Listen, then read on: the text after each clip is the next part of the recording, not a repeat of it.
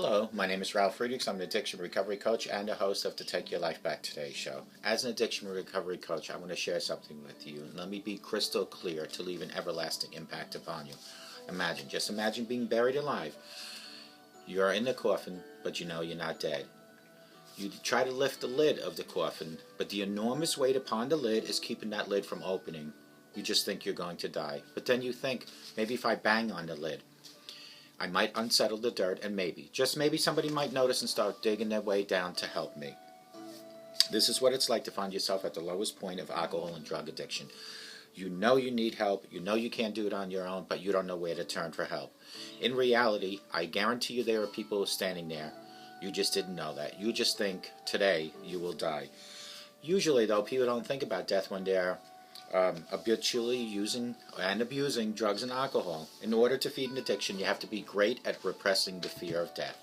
I often ask you, my audience, if, for whatever reason, you didn't have a chance to shout out, to reach out, to ask someone for help, do it now. Because did it ever cross your mind that people that wait too long, that take that chance of overdosing, are taking a life away that was preciously given to you by the Lord Jesus? Not just taking your own life, but so selfishly, you're taking the life of your children, your life away from your children.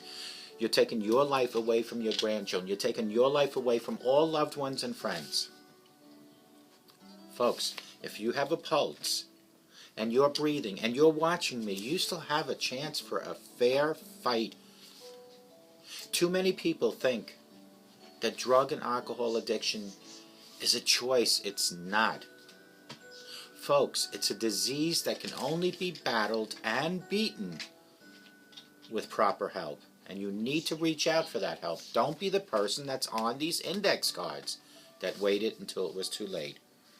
With this, let me leave one last thought with you.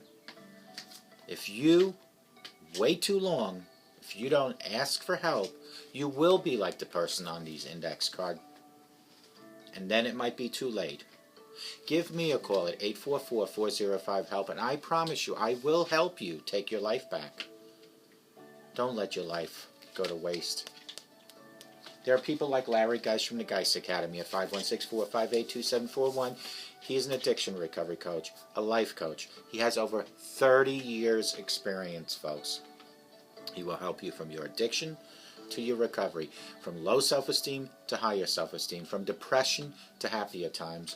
Go to www.odysseyconsultant.org and take a look at his website. Take a look at his experience. Take a look at his certification. He has over 30 years experience to help people like you, like me. Folks, call him at 516-458-2741. Larry Geis and I always tell folks like you, it doesn't matter where you came from, it doesn't matter where you've been. We all have stories from the past. What matters is that you're here now, reaching verbally and physically out for help.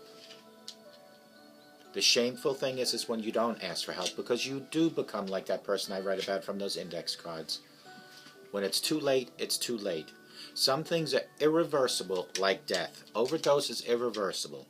But if you have if you're breathing and you have a pulse, you have a fighting chance. Call Larry Geis, 516-458-2741. Let Larry Geis help you take your life back. Folks, yesterday's special Super Tuesday special, the segment that I did was about addiction. I spoke out of 7 candidates that are left on the Democratic and Republican side. I spoke about 6 and their views on addiction. I'm going to continue today, the 29th, one day before Super Tuesday, and today we're going to talk about where the 2016 candidates stand on mental health issues. Nearly 1 in 5 Americans experience mental health issues each and every year, according to the National Alliance on Mental Health Illness. But in an election cycle often dominated by worries about the economy and national security, mental health gets comparatively little exposure as a serious issue on the presidential campaign trail. In this election season, the issue has been brought up most frequently when candidates have discussed mass shootings. Candidates on both sides on the aisle have stressed the need to prevent from acquiring guns, including Democrats advocating for gun control, as well as Republicans arguing the lack of treatment for mental health issues should be blamed for the mass shootings throughout the country. The heroin epidemic has also provided an opportunity for candidates to link drug addiction and mental health, with candidates like Bernie Sanders and John Kasich arguing that the nation's prison system must stop being used as a substitute for treatment. And mental health is also commonly mentioned in regards to the Department of Veterans Affairs, with many candidates promising to reform agency and give veterans access to proper care, including mental health. It's even more rare for candidates to mention mental health as its own issue, one that isn't prompted by national crisis or by question from audience members at all. Out of all the 2016 candidates, Hillary Clinton and John Kasich are perhaps the most vocal advocates for mental health care. Clinton has called for mental health to be treated with parity to physical health issues. During the run-up to Iowa caucuses, Clinton frequently criticized the state's Republican governor, Terry Branstad, for closing 2 of the state's 4 mental hospitals. Kasich, who is often attacked by conservatives for expanding Medicaid in his own home state of Ohio, has argued that the move has helped treat mentally ill. Bernie Sanders also occasionally speaks in his stump speeches about including mental health as part of health care plan, and has called for mental health revolution, usually in regards to making sure people are treated in the light of national conversation on mental health and on guns. And though it's not part of the stump speech, Marco Rubio has talked about the stigma surrounding mental health issues when asked about it by many voters. Some candidates have taken a different approach and have joked about the issue, and it's no joking matter. Cruz has said multiple times that he has a lot of experience with mental health issues because he has dealt with the Congress. It's a joke and poor taste. And Dr. Ben Carson has said that established Republicans have a mental disorder. Below is a selection, or coming up is a selection of candidates have said about mental health on the campaign trail. These are all going to be quotes and unquotes. This is Dr. Ben Carson, quote, "We do not provide requisite support or finances for the mentally ill in this country, and we clearly have to address that because it is a domino effect. Every mentally ill person is not living in isolation. They affect other people who are around them, and a lot of facilities in this country are sitting empty where we could easily be providing the appropriate care," unquote, January 4th, Staten Island, New York. This one is Hillary Clinton, quote unquote, "There's a mental health and substance abuse, both of which are incredibly expensive, heart-wrenching, and in many ways unaddressed in communities across our country. We're supposed to have parity. That means if you have mental health problems, you are supposed to get them taken care of, just like if you have physical problems in any hospital. There shouldn't be any distinction between the two. Because the more we learn about genetics, the more we learn about the way the body works, we know that there are connections, don't we? And we do have, and we will argue, very hard to remove the stigma on mental health," unquote. This was January 6th in Henderson, Nevada. And then Ted Cruz, quote unquote, "It's sad to see the Democrats take a horrific crime and try to use it as an excuse not to go after people with serious mental health issues who are repeated felons and criminals, but rather to try to use it as an excuse to take away the Second Amendment rights of law-abiding citizens," unquote. And for you folks that don't know what the Second Amendment right is, it's the right to bear arms. This was June 19th in Red Oak, Iowa. John Kasich, quote unquote, "When you help people who people normally in politics run over, people notice. Here's what I mean. You know how easy it is for politics to ignore the resources you need for mentally ill people.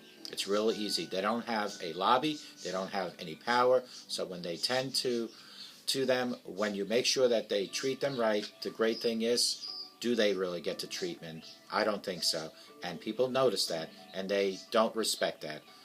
And so don't ever ignore those who don't have power because those people are the ones that are helping other people more than anyone else, unquote. January 19th in Concord, New Hampshire. Marco Rubio, quote, there's a stigma associated with it. We have to remove it. Mental health is no different than any other disease. You didn't do anything wrong. It's not nothing to be ashamed of. It happens, and people at any age who have it deserve access to treatment, quality treatment quickly, and we, as the society, should not stigmatize it. This was unquote, January 5th, Fort Dodge, Iowa. This is Bernie Sanders, quote, I think we need a revolution in mental health, and that revolution is making sure that many thousands of people who are walking the streets of America today, who are suicidal or homicidal, get the help that they need, and they get it now. Not 2 months from now, not 6 months from now, but today, now, unquote. December 6th, CBS Face the Nation. Last but not least is Donald Trump, quote, we have a tremendous mental health problem. We're closing places all over the world. All over the country, they're closing places. Nobody's doing anything about that. All they want to do is blame the guns. And it's not the gun that pulls the trigger, unquote. January 3rd, CBS Face the Nation. And to be quite honest with you, that quote from Donald Trump, what he's referring to is that it seems like any mass shooting, any mental health issue, where there is some death involved via gun, it seems like the media and the Democrats are saying it was due to the mental health person having a gun that caused this. But it's really deeper than that. The deeper root is that mental health issues within certain individuals are exactly what they are, mental health issues. Nearly 1 in 5 Americans experience mental health illness each and every day. 1 out of 5. So picture yourself, folks. If you have 5 friends, 1 of you folks have mental health issues or had them. But in an election cycle, now we seem to talk about it a lot more than we do throughout the year. Mostly talked about mental health issues, like I said, is during a mass shooting or a crime committed. This is a topic that should be talked about each and every day. It's a serious topic. It's an overwhelming, crucial topic to be addressed. The epidemic of drugs, addiction, and mental health issues in this country have gone way too long unaddressed. Again, the folks that we talked about, Dr. Ben Carson, Hillary Clinton, Ted Cruz, we spoke John Kasich, Marco Rubio, I should say, Bernie Sanders, and Donald Trump. Folks, isn't it time for mental health issues, addictions to drugs, alcohol, all to be categorized as one unit? And that would be, their diseases. Our jails, whether it's prisons or local jails, are overcrowded with nonviolent drug offender, nonviolent alcohol offenders that should be getting treatment, not jail. Why do I feel that folks are in jail for this? It's because it's all about the money. Let me just clarify where I stand on anything that I just read. I do not have any leaning towards any candidate publicly. I do have my own personal thoughts on who I'd like to see become president. But one thing I've learned from the past is never talk about politics and religion openly, because all it does is cause arguments with folks. My job here was to give you the opportunity to hear what each and every candidate has said about mental health. You can Google this. This is directly from Google. All you have to do is Google where the 2016 candidates stand on mental health issues, and you can see exactly what I just read to you to be right there. I didn't edit any of this. My job, again, as the show host, is to bring this into your living room, your kitchen, wherever you might be watching me. Again, yesterday we addressed the presidential candidates on addiction. I believe 6 candidates had their views. The only one that was missing from that was the 7th, which was John Kasich. So this is all before Super Tuesday. Tomorrow's Super Tuesday. I hope to God that you all make the right decision After Super Tuesday, I think the field will lessen from 7 maybe down to 5 or 4.